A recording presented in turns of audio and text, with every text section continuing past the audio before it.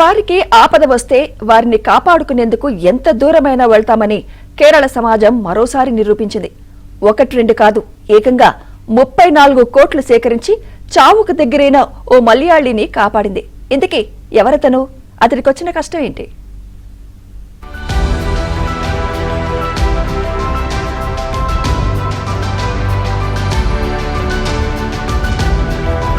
రెండు దశాబ్దాల పాటు సౌదీ జైల్లో మగ్గిపోయిన ఓ మలయాళీ మరణశిక్ష ముప్పు తప్పిపోయాక ఎట్టకేలకు భారత్కు చేరుకున్నాడు. ఎయిర్పోర్ట్ లో ఆయన చూసి తల్లి భావోద్వేగంతో కన్నీరు పెట్టుకుంది.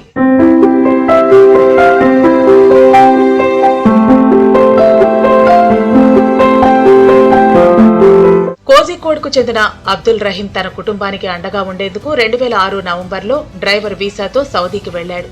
అక్కడి అనారోగ్యంతో బాధపడుతున్న దివ్యాంగుడైన అనాస్ అల్ ఫయాజ్ బాధ్యతలను కుటుంబ పెద్దలు రహీంకు అప్పగించారు. అయితే ఒకరోజు కారులో వెళుతుండగా రహీం చేయి పొరపాటున అనాస్ వెంటిలేటర్కు తగలడంతో పైపు ఊడిపోయింది. కొన్ని క్షణాలకే అనాస్ మరణించాడు. దీంతో 2006 డిసెంబర్లో సౌదీ పోలీసులు రహీంను అరెస్టు చేశారు. 2012లో సౌదీ కోర్టు రహీంకు మరణశిక్ష విధించింది. ఇది అనుకోకుండా జరిగిన పొరపాటని రహీం ఎంతగా ప్రాధేయపడ్డా న్యాయస్థానం కనికరించలేదు.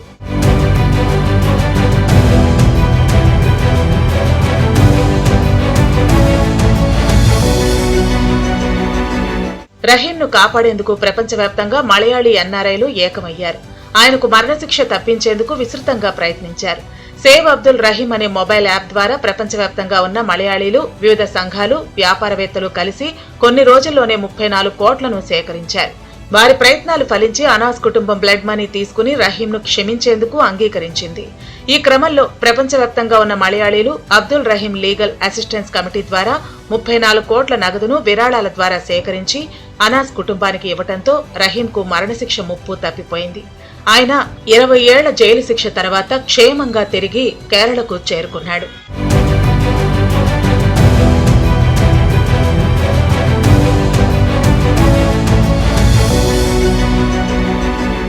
ఇస్లామిక్ చట్టాలు అమల్లో ఉన్న కొన్ని గల్ఫ్ దేశాల్లో మరణశిక్ష పడిన దోషిని క్షమించడానికి బాధితుడి కుటుంబానికి భారీ మొత్తంలో పరిహారాన్ని చెల్లించడాన్ని బ్లడ్ మనీ అంటారు.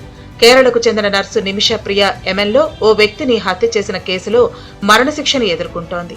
ఈ కేసులో మృతుడి కుటుంబానికి బ్లడ్ మనీ చెల్లించి ఆమె ప్రాణాలను కాపాడాలని కుటుంబ సభ్యులు, భారత ప్రభుత్వం తీవ్ర ప్రయత్నాలు చేస్తున్నాయి. బ్లడ్ మనీ తీసుకునేందుకు బాధిత కుటుంబం అంగీకరించకపోవడంతో నిమిష ప్రియ అక్కడే జైల్లో మగ్గిపోతోంది.